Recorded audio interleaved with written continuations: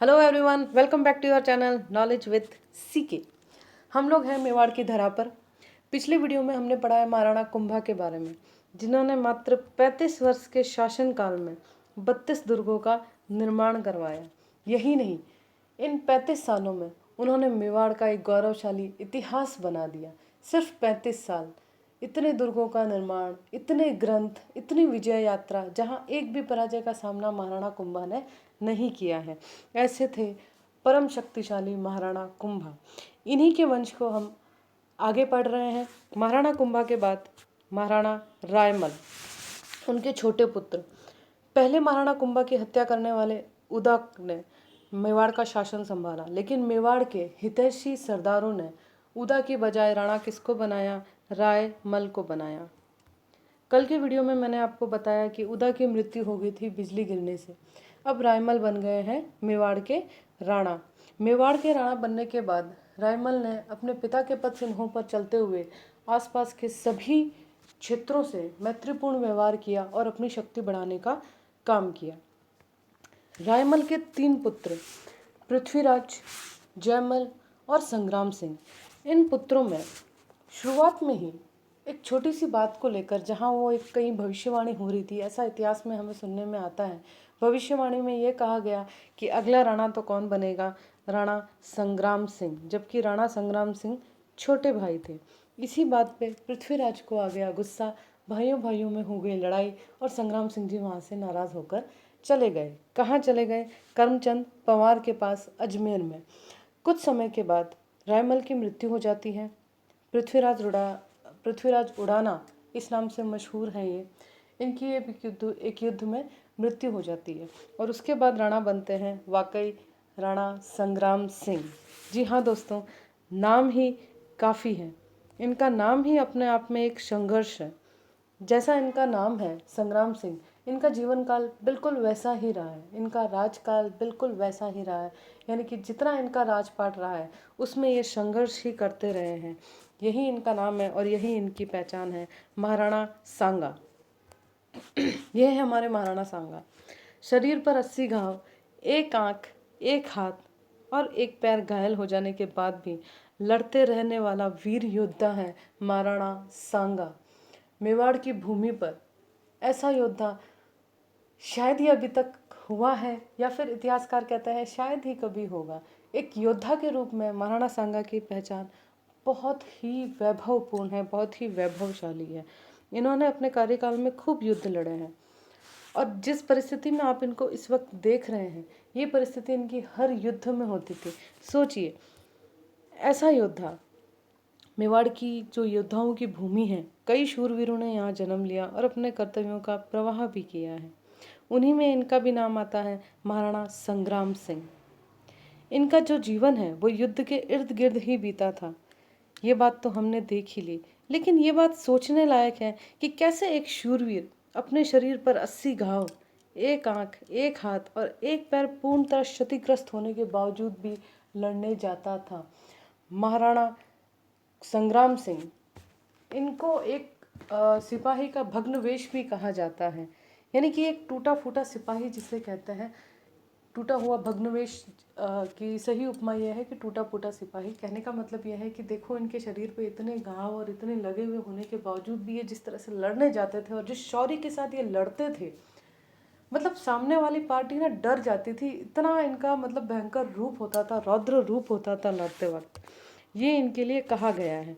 एक बार एक छोटा सा इंट्रो ले लेते हैं। मैं आपको बता चुकी हूँ रायमल के पुत्र हैं ये। 1509 से लेकर 1527 तक इनका कार्यकाल रहा है और नो डाउट कि इनके शासनकाल में मेवाड़ अपनी समृद्धि की सर्वोच्च ऊंचाई पे था। ये बात हो रही है, समृद्धि बढ़ाने से मतलब है इनका जो अपना शासन का एरिया था, इनका जो एरिया था मेवाड़, उसको थोड़ा सा एक्सपांड करने का काम इन्होंने किया है। सिर्फ राजस्थान ही नहीं, लगभग दिल्ली तक ये पहुंच गए थे, इतना इन्होंने शासन बढ़ा लिया था। राणा सांगा बहुत ही साहसी थे। मोहम्मद शाह शासक जो मांडू का था, उसको भी इन्होंने हराया था, बंदी भी बनाया था और उसके बाद देखा जाए तो पूरा उदारता के साथ उसको वापस भी लौटा दिया था। 6 महीने उसको बंदी रखा था इन्होंने अपने पास और फिर बाद में उसे वापस भी उसका शासन लौटा दिया। कहने का मतलब ये है कि ये वो वंश है जो किसी के हथियाने में विश्वास नहीं रखता। इस बात से आप ये तो समझ गए कि ये वो वंश है जो दूसरों की कभी लेगा नहीं, दूसरों की समृद्धि पे, दूसरों की संपत्ति पे कभी नज़र नहीं डालेगा। लेकिन ये वही वंश है जो कभी गुलामी भी स्वीकार नहीं करेगा। कहने का मतलब ये है कि अपना राजपाट ये किसी और को सौंपेगा भी नहीं। जितना है उसमें खुश रहना इस वंश को बहुत अच्छे से आता है। देखते हैं हम सांगा के जो इम्पोर्टेंट युद्ध हैं उनके बारे में जिक्र करते हैं। मैंने आपसे कहा कि राणा सांगा का राज्य दिल्ली, गुजरात, मालवा के मुगल सुल्तानों के राज्यों से घिरा हुआ था। दिल्ली पर सिकंदर लोदी, गुजरात में मोहम्मद शाह और मालवा में नसीरुद्दीन खिलजी, तीनों सुल्तानों की सम्मिलित शक्ति से एक स्थान पर महाराणा ने युद्ध किया। फिर भी जीत किसकी हुई? महाराणा की हुई। सुल्तान इब्राहिम लोदी से बूंदी की सीमा पर खातौली के मैदान में 1517 में युद्ध हुआ और इस युद्ध में इब्राहिम लोदी पराजित भी हुआ और भाग भी गया। ये तो शॉर्ट में मैंने इनके युद्धों को बताया है। थोड़ा सा हम लोग इनके युद्ध को अच्छे से पढ़ेंगे। सबसे पहले हम लोग पढ़ेंगे खातौली का युद्ध 1517 में। इससे पहले भी कुछ युद्ध है। क्वेश्चंस के हिसाब से देखा जाए तो वो युद्ध इतने इम्पोर्टेंट नहीं है। जो इडर का गुजरात का युद्ध है वो इतना इम्पोर्टेंट क्वेश्चन के लिहाज से बनता नहीं है, क्योंकि क्वेश्चन के लिहाज से वो युद्ध इम्पोर्टेंट बनते हैं जहाँ हिस्ट्री में कुछ ट्विस्ट आए, और ये ट्विस्ट यहाँ इन युद्धों से आएंगे। खातौली का युद्ध जीतेंगे कौन? ऑफ कोर्स महाराणा सांगा। राणा सांगा ने दिल्ली सुल्तानत के अधीन राजस्थान के पूर्व क्षेत्र को जीतकर अपने अधिकार में कर लिया था। सुल्तान को ये बात बिल्कुल नहीं सुहाई और उन्होंने राणा को सबक सिखाने के लिए राणा पर हमला कर दिया मेवाड़ में। उधर सांगा अपनी ताकत लोदी को दिखाने के लिए तत्पर था। परिणाम स्वरूप 1517 में हाड़ौती की सीमा पर खातौली का युद्ध हुआ और युद्ध का नतीजा महाराणा सांगा के पक्ष में रहा। सुल्तान परास्त हुआ और जब वो परास्त हो गया तो वो फिर से एक बार अपनी शक्ति इकट्ठी जरूर करेगा। चलेंगे आगे के युद्ध यानी कि गागरोन के युद्ध में। मालवा के लिए गागरोन का युद्ध बहुत ही महत्वपूर्ण था, उसी प्रकार जैसे शेर के लिए दांत का महत्वपूर्ण होना। राणा सांगा जब मेवाड़ लौट आए तब सुल्तान महमूद खिलजी ने पीछे से गागरोन दुर्ग पर हमला बोल दिया। मेदिनी राय ने फिर से राणा सांगा की सहायता मांगी, जो राजपूत शासक पीछे कहाँ हटने वाला था। सांगा पुनः गागरोन पहुंचे और फिर लड़ाई की, और ये लड़ाई आर पार की रही। सुल्तान को मुंह की खानी पड़ी और 1519 में गागरोन का युद्ध राणा सांगा ने जीत लिया और गागरोन हवाले कर लिया किसके? मेदिनी राय के। आगे बढ़ते हैं। बांडी का युद्ध। बांडी कहाँ है भाई? धौलपुर में। 1519 वही मालवा का सुल्तान जो राणा सांगा से हार कर बड़ा ही मतलब मारा फिर रहा था कि कैसे ही करके कहीं से शक्ति इकट्ठी करूं और एक बार फिर सांगा से भिड़ जाऊं। रस्सी जल गई लेकिन बल नहीं निकला। निकलेगा, जरूर निकलेगा, अब निकलेगा। देखिए क्या किया इसने। एक बार फिर राणा सांगा के विरुद्ध इसने अपनी सेना भेजी। कहाँ पर? बांडी में। दोनों युद्धों में सांगा कीर्ति में चार चांद लगा दिए। राणा की प्रतिष्ठा तो बड़ी ही, साथ में उनका वर्चस्व और उनका कद इतिहास में और भी ऊंचा हो गया। अब सुल्तान में मेवाड़ की तरफ आंख उठाने की भी हिम्मत नहीं रही। युद्ध सोचना तो बहुत दूर की बात रही थी। चलते हैं। बस अब इसके बाद मालवा का जो सुल्तान है वो हार मान लेगा और चला जाएगा, क्योंकि अब उसकी हिम्मत नहीं है कि वो फिर से इस शेर से टकराए। बयाना के युद्ध की तरफ चलता है। बहुत ही इम्पोर्टेंट है बयाना का युद्ध। देखिए 16 फरवरी 1527 सांगा ने बाबर की सेना को हराकर बयाना दुर्ग पर कब्जा कर लिया। बाबर ने सोचा भी नहीं था कि उसे इस तरह से हार खानी पड़ेगी, उसे ऐसी हार मिलेगी, ये बाबर ने कभी नहीं सोचा था। बयाना के युद्ध में बाबर कौन था? मैं आपको सिंपल तरीके से समझाऊं तो जैसा हमने फिल्मों में देखा है कि किसी को मारने के लिए गुंडों को हायर किया जाता है, बिल्कुल वैसा ही हिंदुस्तान में इब्राहिम लोदी के चाचा दौलत खां लोदी ने बाबर को हायर किया था। किसको हराने के लिए? इब्राहिम लोदी को हराने के लिए। और बाबर इब्राहिम लोदी को हराकर उसे भगा भी देगा। कब भगाएगा? पानीपत के युद्ध में। कब होगा पानीपत का युद्ध? 1526 में। इब्राहिम लोदी हार जाएगा और उसके बाद दिल्ली की सल्तनत किसकी हो जाएगी? एक तरह से बाबर की। लेकिन बाबर को पता था कि हिंदुस्तान पे अगर शासन करना है तो सिर्फ दिल्ली से काम नहीं चलेगा। किसको हासिल करना पड़ेगा? राजपुताने को। और इस वक्त राजपुताना किसके हाथ में है? देखा जाए तो महाराणा सांगा के हाथ में है। महाराणा सांगा को हिंदू पद बादशाह भी कहा गया है। ये भी कहा गया है कि भारत का देखें तो अंतिम हिंदू सम्राट महाराणा सांगा ही थे, जिनके छत्र के नीचे लगभग आसपास की सारी रियासतें थी। इसीलिए इनको अंतिम हिंदू सम्राट के रूप में जाना जाता है। खानवा के दौरान जिस तरह से महाराणा सांगा की सेना ने मुगलों के छक्के छुड़ा दिए थे, उनकी पिटाई धुलाई कर दी थी, बाबर की सेना ना बहुत ही डर गई थी। मतलब बड़ा ही उनको भय लग रहा था कि अब होगा क्या, यानी कि हम तो अब लड़ नहीं सकते। मेवाड़ी तो उनको भगा भगू के फिर वापस अपने काम धाम में बिजी हो गए। और बाबर की जो सेना थी वो बड़ी थकी हारी थी। बाबर को बोली, भाई बाबर अब हम ना लड़ेंगे, बस अब तो वापस फरगना चलो, फारस चलो, वापस हो गया अपना, बस अब दिल्ली विल्ली छोड़ो और चलो। बाबर की जिद थी कि नहीं। बाबर ने भी सोच लिया था कि अगर मैं ये युद्ध जीत लिया तो सोचो पूरा हिंदुस्तान मेरा। बाबर ने ये बात अपने सैनिकों से कही, फिर भी सैनिक नहीं माने। वो बोले, नहीं भाई, हम तो इतना पिट के आए हैं ना इन राजपूतों से, मतलब बड़ा धोया है इन्होंने, अब वापस हमारी हिम्मत नहीं हो रही भाई जाने की, हम ना लड़ेंगे। तब बाबर ने इस युद्ध को जिहाद घोषित कर दिया। धर्म के नाम पर एक युद्ध घोषित कर दिया कि सोचो कि अगर इस युद्ध को हम जीत गए तो हम अल्लाह के बंदे कहलाएंगे, और अगर हार भी गए तो हम कहाँ जाएंगे? अल्लाह की शरण में जाएंगे, ऐसा बाबर ने कहा। बाबर की सेना में जुनून जगाने के लिए ये एक बात काफ़ी थी। इसके अलावा बाबर ने यह कहा कि अगर मैं युद्ध जीत गया तो एक जो कर लगता है तमगा कर, ये आप यहाँ पढ़ रहे हैं तमगा कर, क्या करेंगे कि वो तमगा कर मुसलमानों से नहीं लेंगे। इसके अलावा क्या करेंगे?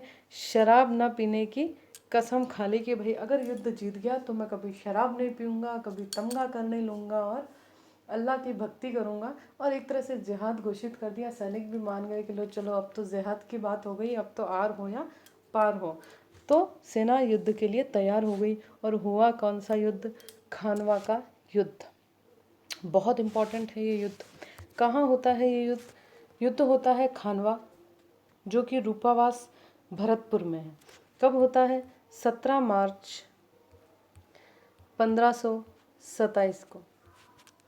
इस वक्त एक प्रथा भी चलाते हैं महाराणा सांगा, पाती परवन की प्रथा। कहने का मतलब ये है कि पाती यानी कि चिट्ठी, वो भेजने का काम करते हैं आसपास के सभी राजाओं के पास, और उनको बोलते हैं कि हम सब मिलकर इस युद्ध में भाग लेंगे, ताकि बाबर को ये दिखे कि पूरा हिंदुस्तान उसके सामने खड़ा है। यानी कि मेवाड़ अकेला नहीं है, और भी बहुत कुछ है, और भी हिंदुस्तान है जो ये चाहता है कि बाबर दिल्ली में ना रहे। और महाराणा सांगा का साथ देने के लिए काफ़ी रियासतें आती हैं। देखो कौन कौन है जो इनके साथ है। आमेर से पृथ्वीराज कच्छावा, मारवाड़ से राव गंगा ने भेजा था राव मालदेव को। अभी मैं मालदेव के लिए राव वर्ड यूज़ ना ही करूँ तो बेटर है, क्योंकि अभी राव है राव गंगा। देखिए सेना कौन भेज रहे हैं? राव गंगा, यानी कि गंगा सिंह जी। लेकिन लड़ने जा कौन रहा है? मालदेव। तो अगर प्रश्न पूछा जाए कि कौन लड़ा था, तो लड़ा कौन था? मालदेव लड़ा था, मालदेव। लेकिन सेना किसकी थी भाई? सेना थी राव गंगा की। तो दोनों अलग अलग चीज़ें हैं, थोड़ा सा ध्यान में रखिएगा। आमेर से पृथ्वीराज कच्छावा, मारवाड़ से मालदेव, झांगल यानी कि बीकानेर से राव जैतसी, राव जैतसी, ठीक। जगनेर यानी कि यूपी से अशोक परमार। नाम इम्पोर्टेंट है भाई, पूछे जा चुके हैं ये नाम, इसलिए आपको चलाकर ये नाम बता रही हूँ, नामों को ध्यान से पढ़ें। अशोक परमार। और कौन है? चंदेरी से मेदिनी राय तो हैं ही। उसके अलावा इडर से भारमल राठौड़। मैंने आपसे कहा था ना कि इडर का जो एक तरह से गृह युद्ध था उसमें भी महाराणा सांगा का योगदान था। तो वहाँ से कौन है? भारमल है। इडर से कौन? भारमल। चंदेरी से मेदिनी राय। मेवात से कौन? हसन खां मेवाती। कौन है भाई? हसन खां मेवाती। और वांगड़ से कौन है? उदय सिंह, उदय सिंह।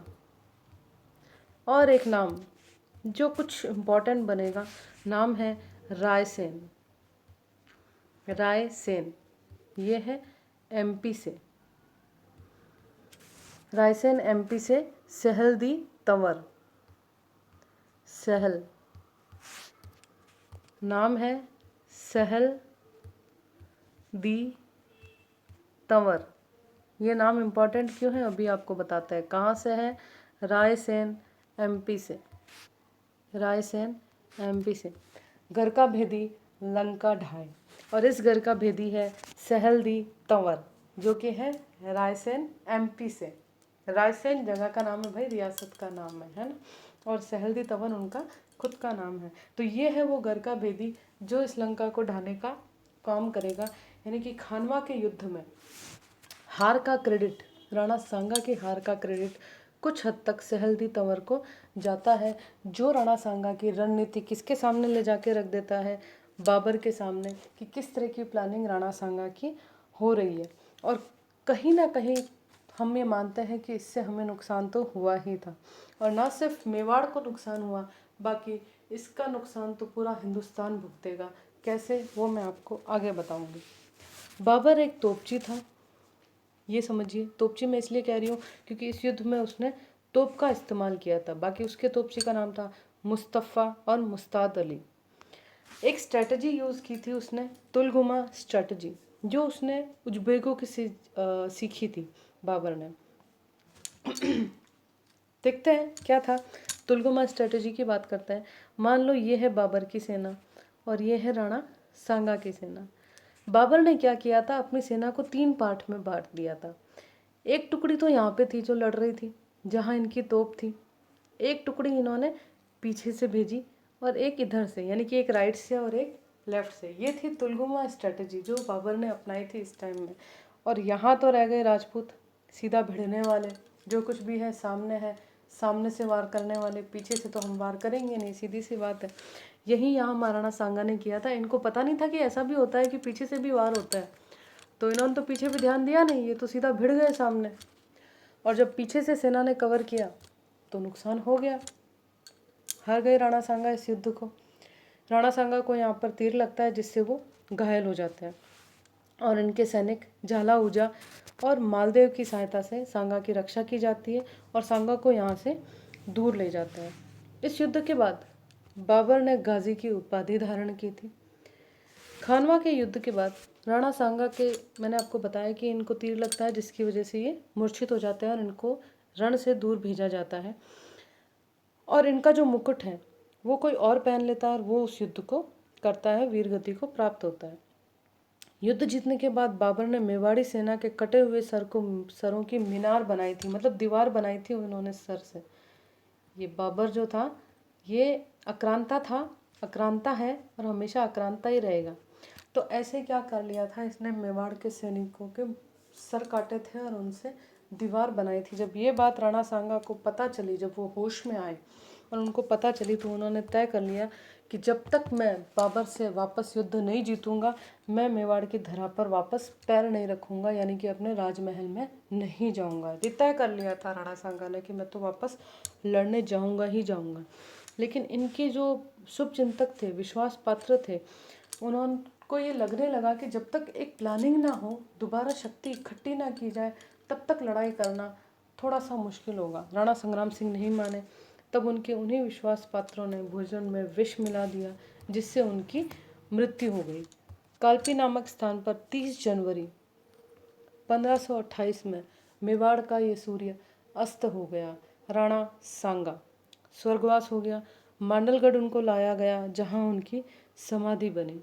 महाराणा सांगा वीर, उदार, कृतज्ञ, बुद्धिमान और न्याय प्रिय शासक थे। हमने देखा कि किस तरह से इन्होंने मोहम्मद को 6 महीने अपने पास बंदी बना के रखा और बाद में उसे छोड़ दिया और उसे उसका राजपाट भी वापस दे दिया।